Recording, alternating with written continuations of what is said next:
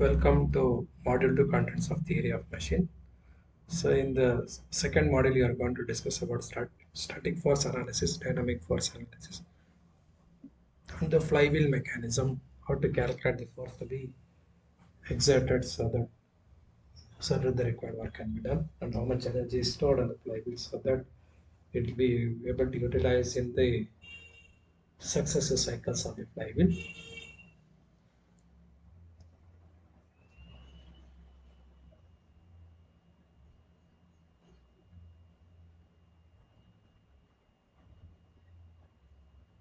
So in the second module, we are going to discuss about static force analysis, dynamic forces, and the flywheel mechanisms.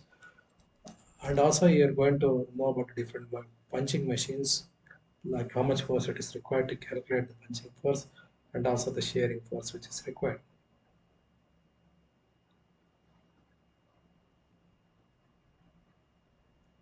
So static force analysis, what we are going to deal with the examples, how energy is transmitted, forces due to assembly, forces due to applied loads, forces due to change in temperature, impact forces, spring forces, belt and the pulley arrangement, weights of different parts.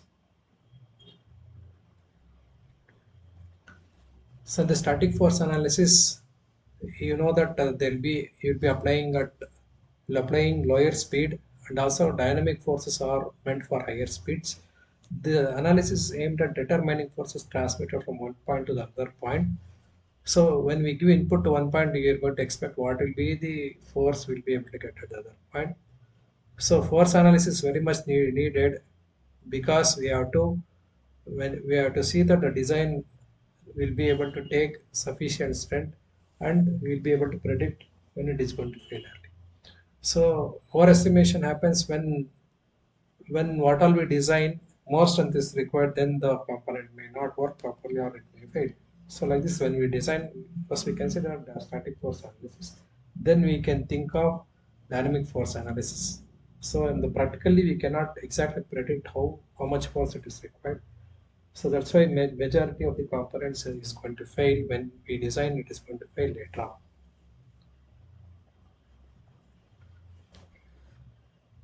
So graphical analysis here, it can be used for applications, and you'll also be able to predict what will be the equilibrium of forces. Once if you take a machine or mechanism, it will be a three-dimensional object. So here you are supposed to work on all the three directions, how much force it is going to have. So here you are going to take the vector sum of applied forces is equal to 0, and the moment of forces about any axis perpendicular to the reference planes or about any point in the plane R is 0 to the equilibrium. So that's what it is. Sigma of f is equal to 0 and sigma of m is equal to 0, or sigma of f of x is equal to 0 and sigma of f of y is equal to 0 and sigma of m is equal to 0. So it shows how the forces are taken into consideration and how it is applied.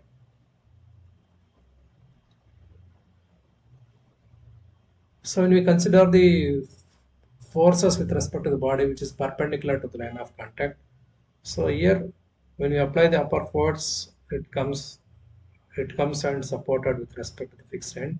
So there are two bodies. Then we take f1 of 2 must be equal to f2 of 1. So that means for every action and reaction, there must be equal forces must be compensated. Otherwise, the body will get disturbed from the equilibrium position. So the f2 of 1, it is nothing but force exerted by the link 2 on link 1.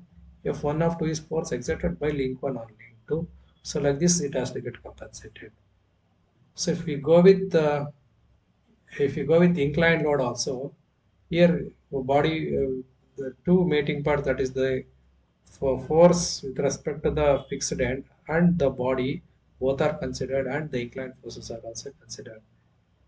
So if you take a gear meshing, the force acting at the point along the common normal or line of action of gears, here it is considered.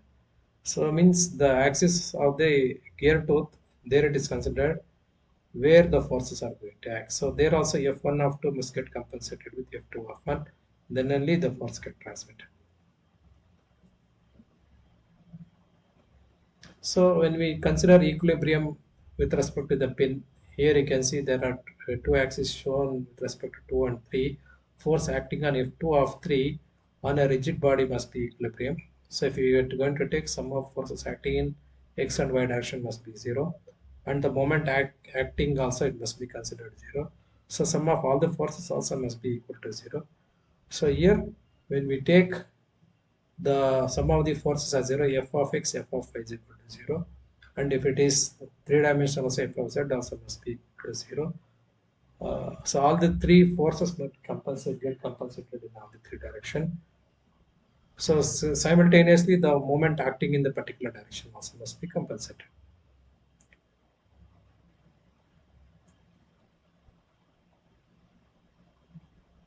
So when the axis point gets shifted to the new position, so O1 are the two axes where it is going to get considered, where it gets shifted to the new position. So f of AB and f of A plus of f of B, that must be is equal to force of f f along A and A plus of B if you take. So the new position also it must gets compensated. So here the forces acting with respect to the axis, here it is considered. So axis point does not affect the couple. So whether we take in clockwise direction or anti-clockwise direction. So equilibrium of a body acted upon by two forces. So here the torque is going to happen at certain height. So equilibrium of two forces must be in the counter couple. So forces must be equal and opposite and parallel to each other, and their sensors must so as to oppose the couple acting on the body. So here it is shown in the diagram. So force acting on a inclined link, for that the required torque is added for the force acting in the one point.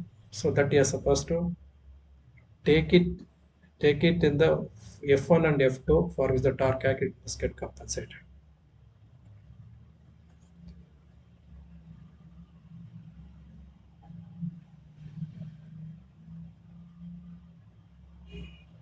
So in the next video, I'll be discussing about the problem on the slider crank mechanism. You'll be able to analyze the forces acting on the slider crank mechanism, and it will be taken into account.